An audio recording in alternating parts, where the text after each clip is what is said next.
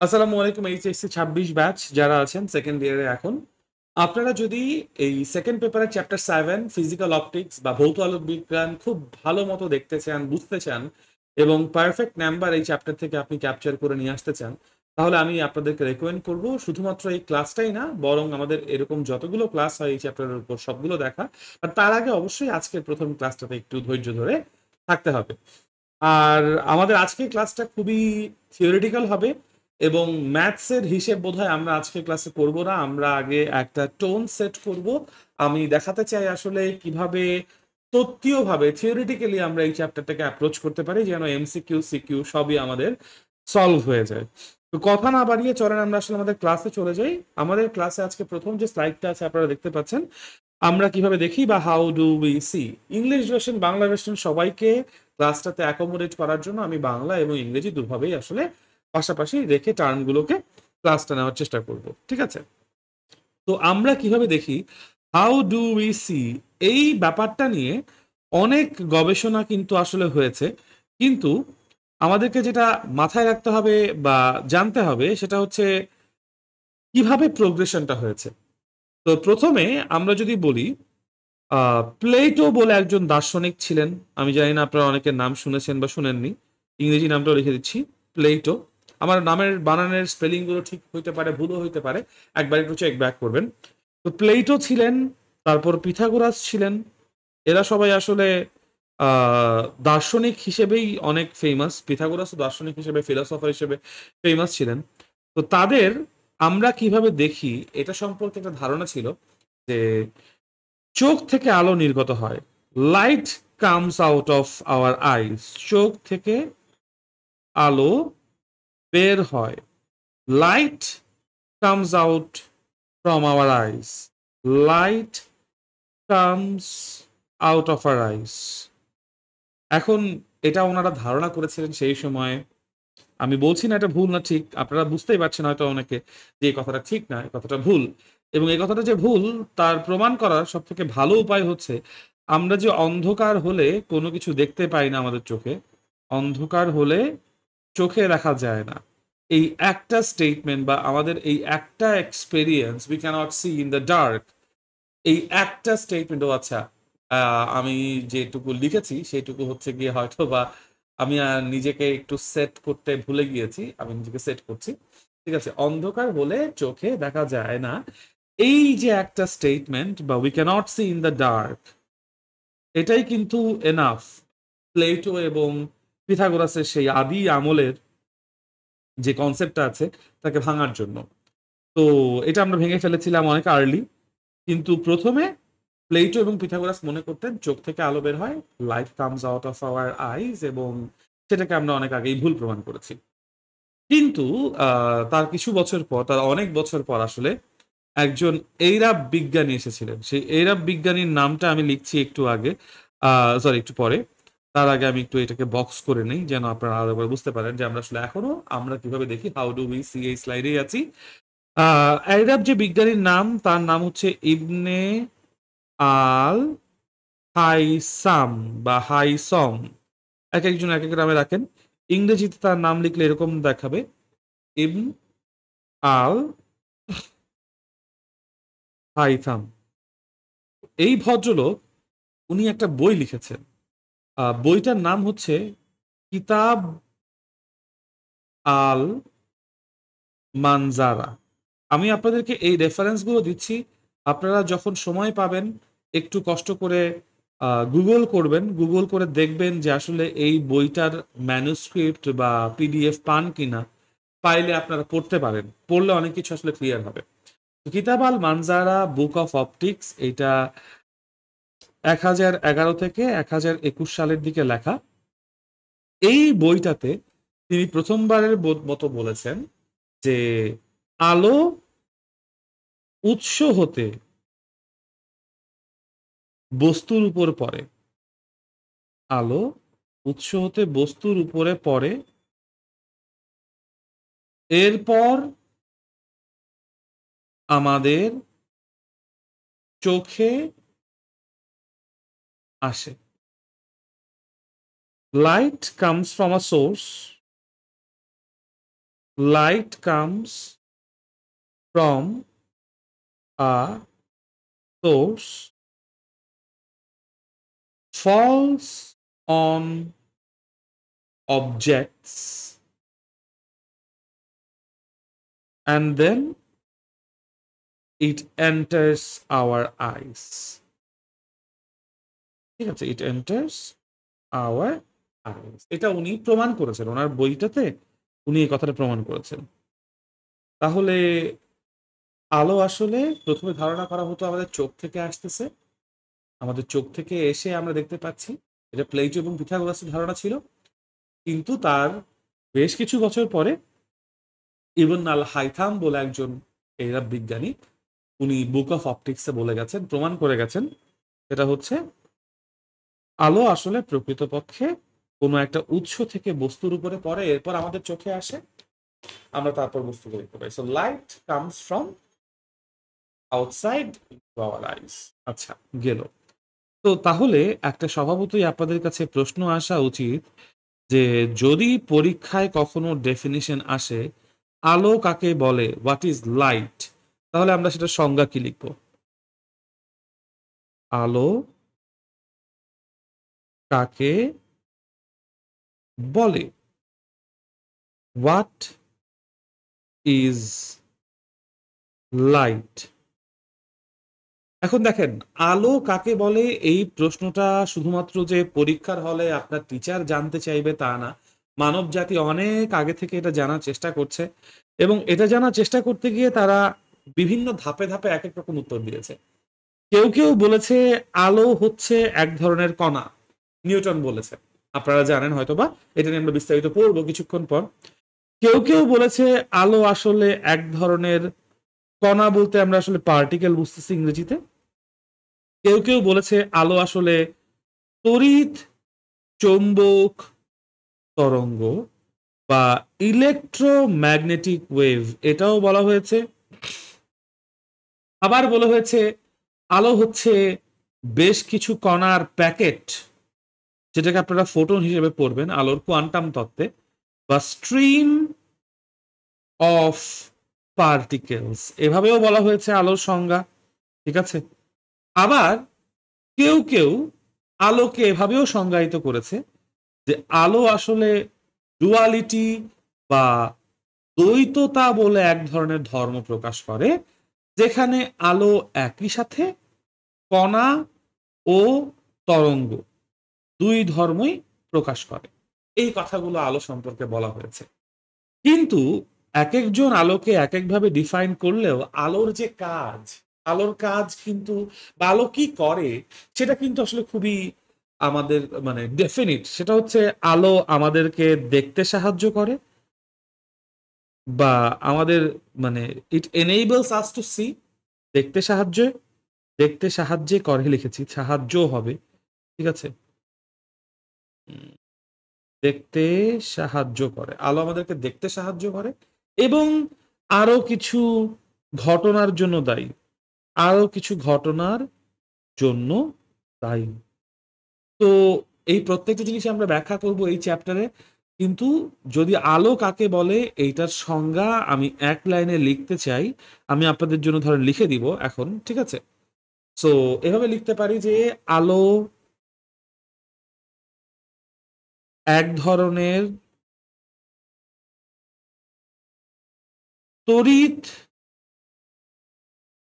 চৌম্বকীয় বিকিরণ। Light is an electromagnetic radiation, ঠিক আছে, এক ধরনের তড়িৎচুম্বকীয় বিকিরণ যা কণা ও তরঙ্গ উভয় ধর্ম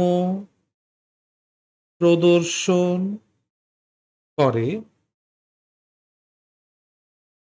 that exhibits wave and particle properties এখানে কোথাও exhibits both wave and particle properties and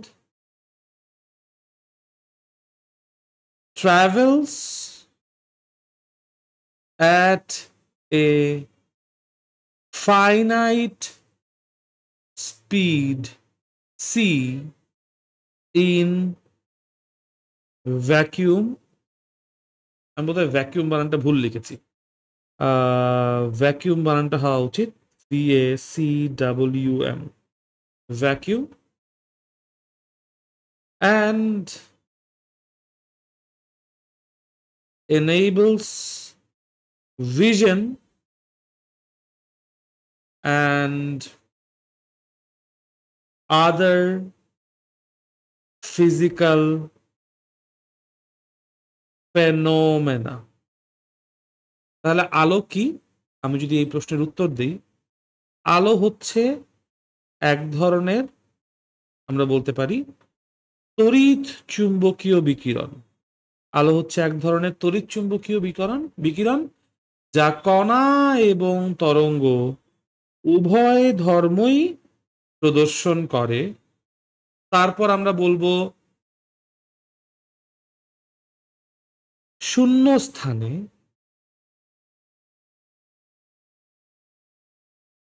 ধ্রুববেগ সিতে ভ্রমণ করে বা ট্রাভেল যেহেতু ভ্রমণ করে গতিশীল হয় ঠিক আছে বা যা চলাচল করে we can say a lot of things ভ্রমণ করে এবং দেখতে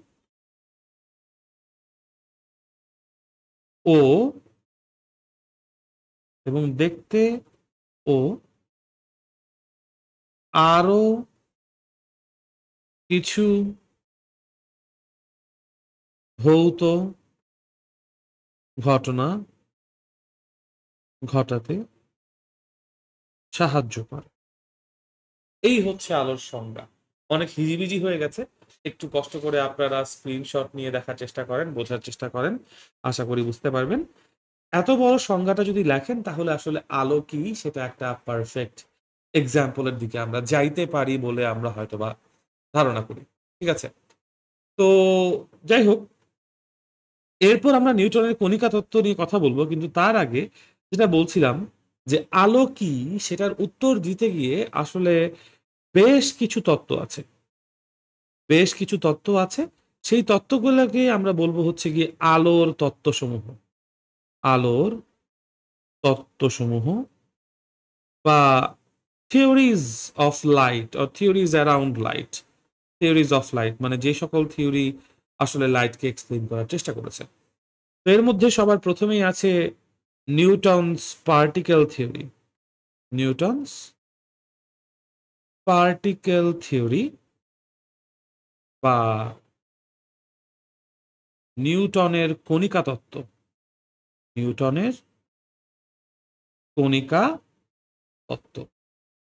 এবং নিউটনের কণিকা তত্ত্ব এইটা আমার যতটুকু মনে পড়ে প্রথমত 1704 সালে পাবলিশ হয়েছে ঠিক আছে এবং যে বইটা ছিল সেই বইটার নাম হচ্ছে অপটিক্স উনি যে বইটা লিখেছেন এই বইটার নাম হচ্ছে optics this is the name of the book এবং এই অপটিক্স বইয়ে উনি আসলে এই কণিকা তত্ত্ব জিনিসটাকে তুলে ধরেছেন কিভাবে আসলে কণিকা তত্ত্ব কাজ করে সেটা আমরা একটু পরে গিয়ে কথাবার্তা বলবো আলোচনা করব বাট নিউটনস পার্টিকেল থিওরিটা 1704 সালে পাবলিশ হয়েছে বাট উনি মোটামুটি আলো নিয়ে কাজ করতেছেন 1660 সাল থেকে ঠিক আছে তো 1660 সাল থেকে উনি আলো নিয়ে কাজ করতেছেন কিন্তু 1704 সালে এটা পাবলিশড হয়েছে অ্যান্ড আরো একটা থিওরি আছে নিউটনস পার্টিকেল থিওরির পরে বা আগে মানে পাবলিশ হওয়ার আগে কিন্তু নিউটনস পার্টিকেল, উনি যখন পার্টিকেল হিসেবে আলোকে ডিল করতেছেন, তখন দেয়ার ওয়াজ অ্যানাদার পার্সন, তার নাম আগে আমি ইংরেজিতে লিখি, তার নাম ছিল হচ্ছে ক্রিশ্চিয়ান হিউগেন্স। ক্রিশ্চিয়ান হিউগেন্স, ওকে। বাংলায় আমরা তাকে বললে হাইগেন্স বলতে পারি, ঠিক আছে। হিউগেন্স, হাইগেন্স আপনারা অনেকভাবে বলতে পারেন। তো ক্রিশ্চিয়ান হিউগেন্স বা হাইগেন্স, উনি 1690 সালে উনি 1690 সালে একটা বই পাবলিশ করেছেন, এবং 1690 সালে বা 1690 সালে, সরি, 1690 সালে পাবলিশ হওয়া ওনার বইটার নাম ছিল ট্রিটিজ ট্রিটিজ সরি, আমি বোধহয় ট্রিটিজ বানানটা ভুল লিখেছি, ট্রিটিজ অন লাইট। এটা আমার যতটুকু মনে পড়ে ফ্রেঞ্চ ভাষায় হয়তোবা বইটা পাবলিশ হয়েছিল, আই এম নট শিওর, আপনারা একটু গুগল করে দেখতে পারেন। তো এই যে ট্রিটিজ অন লাইট যে বইটা আছে, উনি সেইখানে প্রথমবারের মতো আলোকে তরঙ্গ বা ওয়েভ হিসেবে চিন্তা করেছেন, এবং ওই 1690 সালে আসলে হাইগেন্সের যে তত্ত্ব, সেটাকে আমরা তরঙ্গ তত্ত্ব বা ওয়েভ থিওরি হিসেবে নামে চিনি। এবং আমরা আসলে এই ওয়েভ থিওরির একটা বড় অংশ এই ফিজিক্যাল অপটিক্সে আসলে দেখব। ফিজিক্যাল অপটিক্স মানে কি, ভৌত আলোক বিজ্ঞান মানে কি আসলে, এই যে আমরা যে বলছি ভৌত আলোক বিজ্ঞান, এই কথাটার আসলে মানে কি। আচ্ছা, বাই দ্য ওয়ে, আমি যে স্লাইডটা এখন পড়াচ্ছি, সেই স্লাইডের নিচে কন্টিনিউয়াসলি একটা কথা বারবার লেখা আসতেছে, এটা আমার ভুল। এইচএসসি 26 সেকেন্ড পেপার চ্যাপ্টার 4, আমি আসলে ম্যাগনেটেরও ক্লাস নিচ্ছি এই মুহূর্তে। তো ম্যাগনেটের ক্লাসের যে স্লাইডের ব্র্যান্ডিং গুলো আছে, সেইগুলো আসলে প্রত্যেকটা পেজে কন্টিনিউ হয়েছে, মাত্র আমি খেয়াল করলাম। এটা দেখেন না, তাকায়েন না, আমরা আসলে এখানে চ্যাপ্টার 7 নিয়ে পড়তেছি, তো চ্যাপ্টার 7 নিয়ে থাকবে আর কি, ঠিক আছে। এটা আমি পরবর্তী ক্লাস থেকে ইনশাল্লাহ ঠিক করবো। আচ্ছা, এনিওয়েজ, তো ওয়েভ থিওরি নিয়েও আমরা ডিটেলসে কথা বলবো একটু পরে, কিন্তু আপাতত জাস্ট এই দুইটা থিওরিকে মেনশন করলাম। আরো দুটো থিওরি আছে আলোর, একটা হচ্ছে গিয়ে ইলেকট্রোম্যাগনেটিক থিওরি, ওটা ম্যাক্সওয়েল দিয়েছেন, আর একটা আছে কোয়ান্টাম থিওরি। এগুলো নিয়ে আমরা কথা বলবো, বাট আস্তে আস্তে, গ্র্যাজুয়ালি, ঠিক আছে। মাত্র 17 মিনিট হয়েছে এই চ্যাপ্টারে। আমার যতটুকু ধারণা যে এই চ্যাপ্টারের ক্লাস হয়তো বা টোটাল 3-4 ঘন্টা তো অ্যাটলিস্ট হবে, বা আরো বেশিও হতে পারে। আমি যেভাবে আসলে আগাচ্ছি, 10 ঘন্টার যদি ক্লাস হয় আমি আসলে খুব একটা অবাক হব না এই চ্যাপ্টারটার উপরেই, ঠিক আছে। আচ্ছা, এনিওয়েজ, তো নিউটনের কণিকা তত্ত্ব, নিউটনের কণিকা তত্ত্বকে নিয়ে যদি আমরা কথা বলি, এটা আসলে খুবই ইন্টারেস্টিং একটা কি বলবো তত্ত্ব, টু সে দ্য লিস্ট। আমি একটু দেখি এটাকে, এই জিনিসটাকে আসলে একটা বক্সের মধ্যে আমরা বন্দি করতে পারি কিনা। মোটামুটি হয়তো বন্দি করতে পেরেছি আমি এটাকে একটা বক্সের মধ্যে।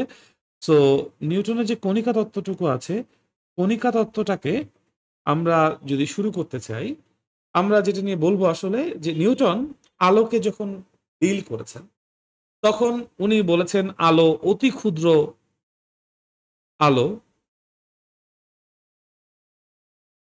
অতি ক্ষুদ্র কিছু কণিকা বা কণা দ্বারা গঠিত,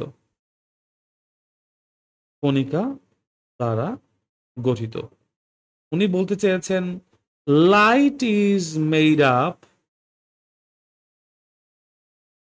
light is made up of very little particles.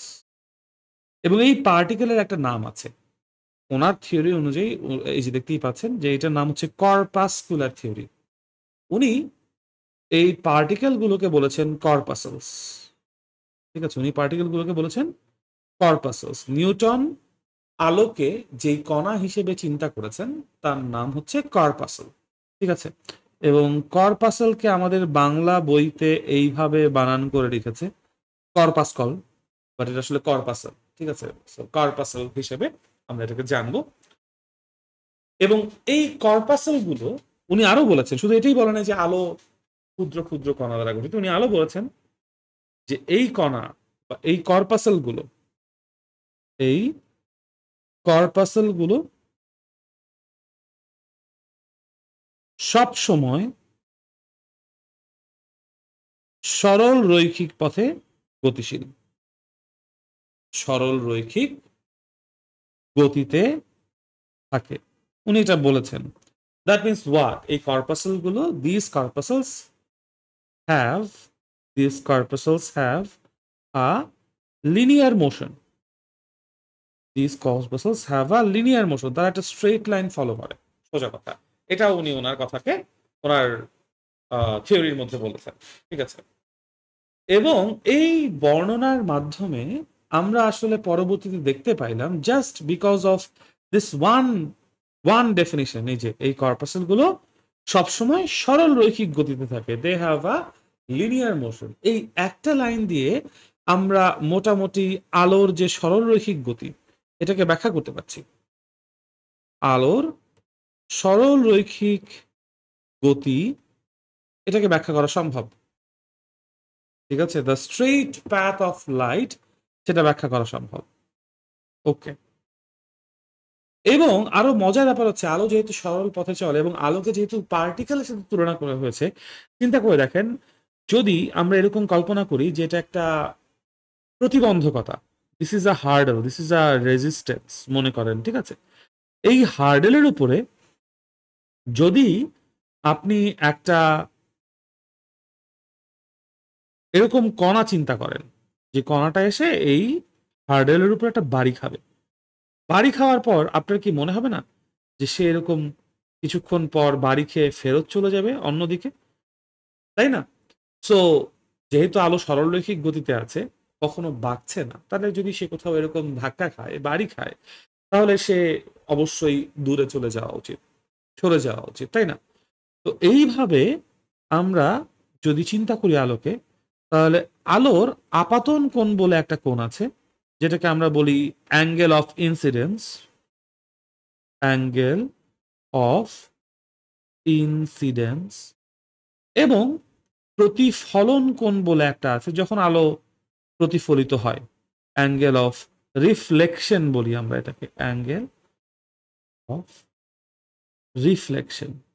So আলোকে এরকম পার্টিকেলের সাথে তুলনা করার মাধ্যমে আমরা এই দুইটা অ্যাঙ্গেলের মান কিন্তু সমান পেয়ে যাই, দুইটা সমান হয়ে যায়। সো দ্যাট মিনস আলোর যে লিনিয়ার মোশন বা সরলরৈখিক গতি আছে, সেটা যেমন নিউটনের কর্পাসল থিওরি বা কর্পাসকুলার থিওরি বা কণাতত্ত্ব ব্যাখ্যা করতে পারছে, তেমনি আলোর যে প্রতিফলনের ধর্মটা আছে, আলোর প্রতিফলনকে আমরা বলছি কি, আলোর প্রতিফলনকে আমরা বলছি রিফ্লেকশন।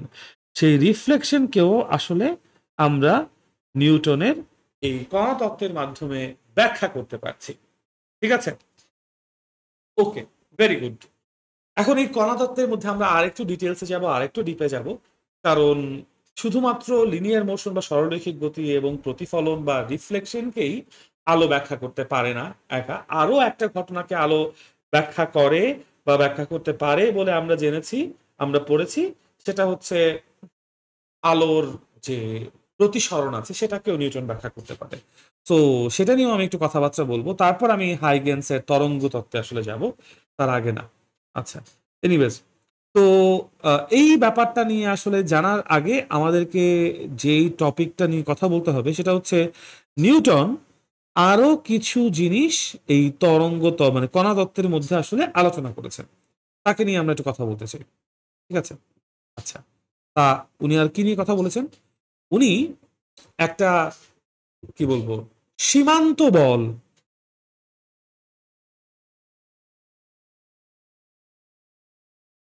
বা একটা সারফেস ফোর্স,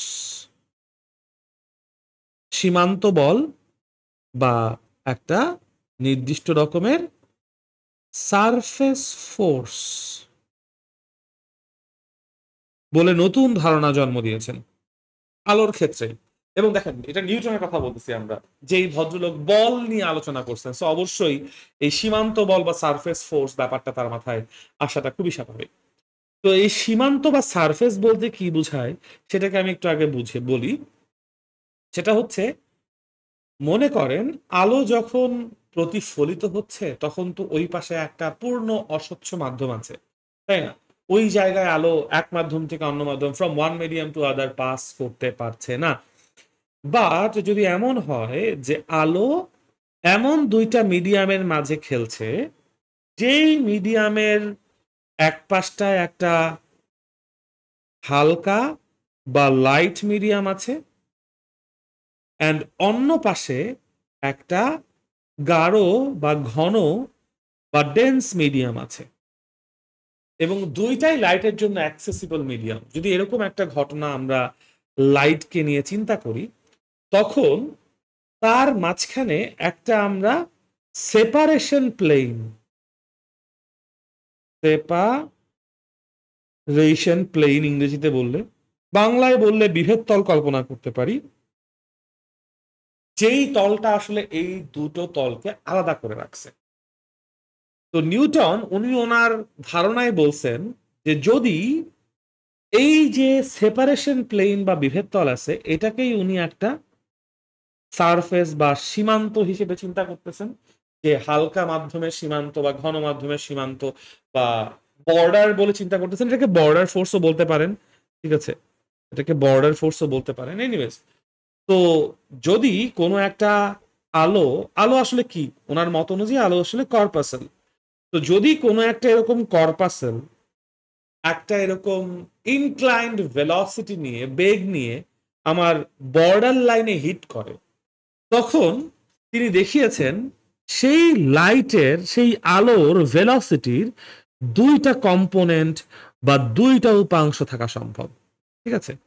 তো একটা উপাংশ আমার বর্ডার বা সীমান্তের উপর লম্ব, ঠিক আছে, একটা উপাংশ হচ্ছে সীমান্ত এর উপর লম্ব। এটা কার বেগ বলতেছি, এটা হচ্ছে আমার যে কর্পাসেলটা আছে, এই কর্পাসেল হচ্ছে গিয়ে সেই কণা, যেই কণা আলোকে নিয়ে ট্রাভেল করতেছে। সেই কর্পাসেল এর যে বেগ আছে, সেই বেগের উনি দুই উপাংশ নিয়ে চিন্তা করেছেন। দুইটা উপাংশ আছে, ঠিক আছে। একটা উপাংশ হচ্ছে সীমান্তের উপর যে লম্ব, সেই লম্ব উপাংশ বা পারপেন্ডিকুলার কম্পোনেন্ট, এবং আরেকটা উপাংশকে আমরা বলতে পারি সমান্তরাল উপাংশ। আমার যেই আপনারা দেখতে পাচ্ছেন চিত্র অনুযায়ী, এটা হচ্ছে আমাদের সেই বর্ডার বা সীমান্ত বা সেপারেশন প্লেন বা বিভেদতল, তাই না?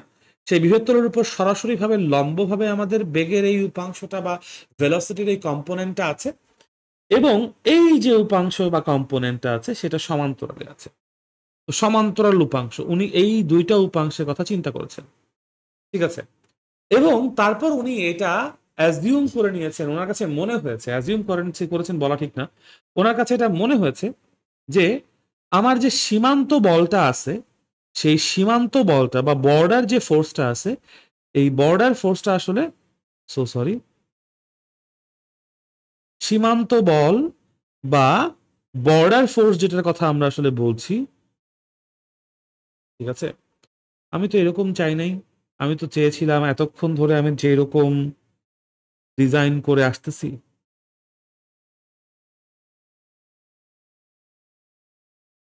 ওকে,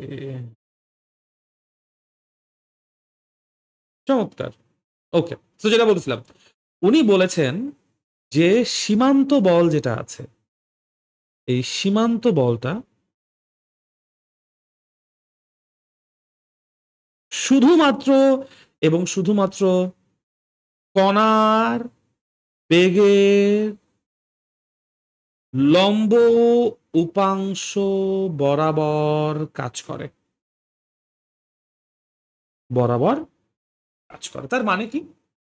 তার মানে হচ্ছে, এই হচ্ছে গিয়ে মনে করেন আমাদের সেই সীমান্ত বা বর্ডার, যেই বর্ডারের ডান পাশে, বাম পাশে ধরেন একটা হালকা মাধ্যম আছে বা লাইট একটা মিডিয়াম আছে, এবং তার ডান পাশে একটা ঘন মিডিয়াম বা একটা ডেন্স মিডিয়াম আছে।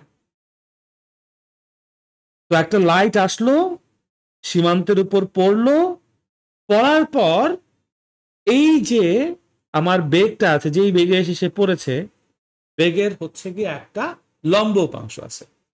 এই পাশে যেহেতু ঘনা মাধ্যম বা ডেন্স মিডিয়াম আছে, তার মানে ডেন্স মিডিয়ামের পার্টিকেল সংখ্যা, ডেন্স মিডিয়ামে আমার ঘনত্ব, ডেন্স মিডিয়াম বা ঘন মিডিয়াম তো এই জন্যই বিকজ সেখানে পার্টিকেল সংখ্যা আমার হালকা মাধ্যমের থেকে কম। উনি বলেছেন ঘন মাধ্যমের কণা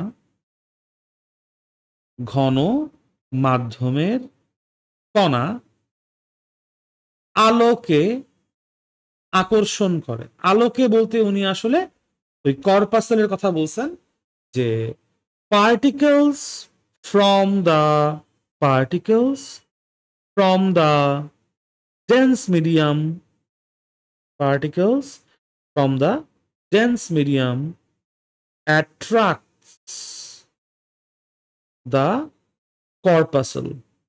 এটা উনি বলেছেন, ঠিক আছে। কর্পাসল বানানটা আমি একটু ভুল করেছি, দেখি তো আমি ঠিক করতে পারি কিনা। এটা হচ্ছে কি আমাদের জন্য কর্পাসল, হ্যাঁ এবার বোধহয় কর্পাসল বানান ঠিক আছে। So particles from the dense medium attracts the corpuscle, ঠিক আছে। সো যখন এই অ্যাট্রাকশনটা হয় তখন আসলে কি হয় জিনিসটা একটু বুঝেন। আমার কাছে একটা এরকম বর্ডার আছে, যেই বর্ডারের একপাশে আমরা বলেছি একটা হালকা বা একটা লাইট মিডিয়াম আছে, ওই পাশে একটা ঘন বা একটা ডেন্স মিডিয়াম আছে।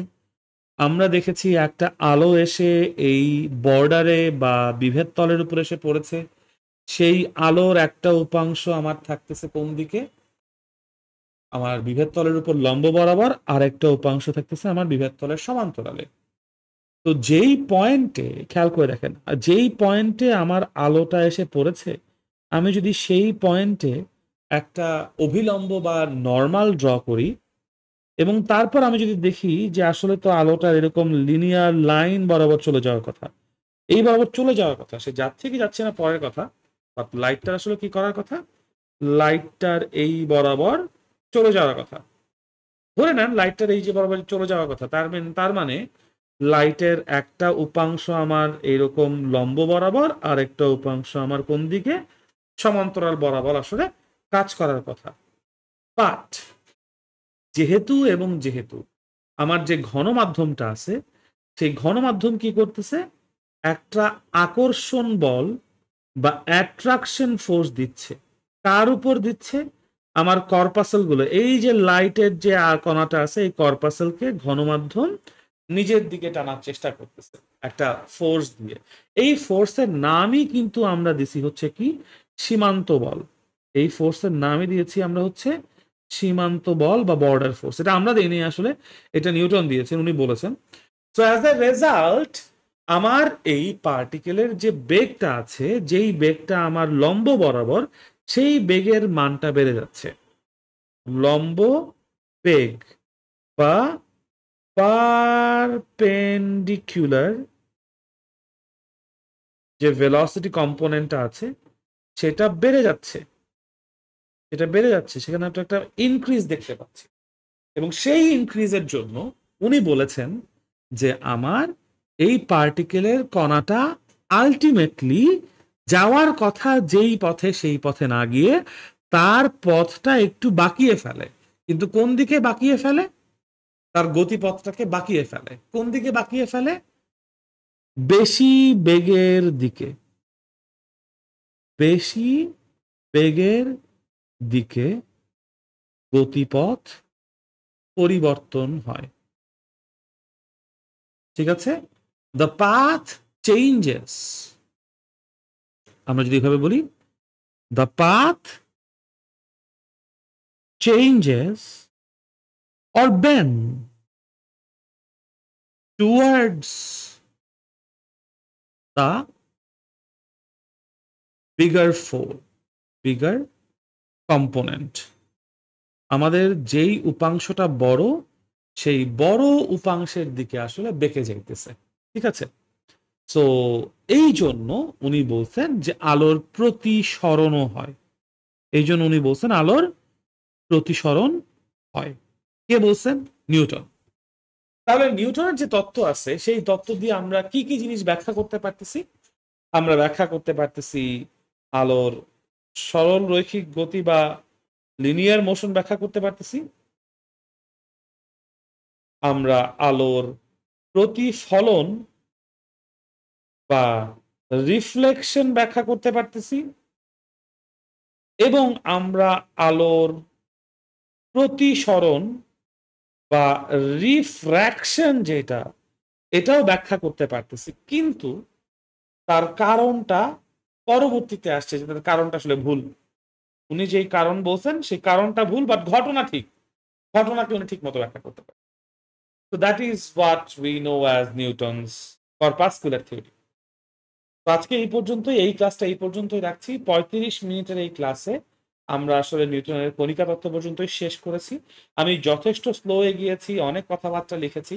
আমাকে একটু আপনারা কষ্ট করে কমেন্ট করে জানাবেন যে ক্লাসটা আসলে বুঝতে পারছেন কি পারছেন না।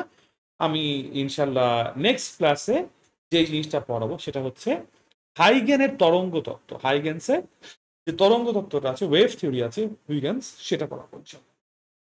তো নেক্সট ক্লাস দেখার জন্য আমন্ত্রণ রইল। আজকে এই পর্যন্তই। আল্লাহ হাফেজ।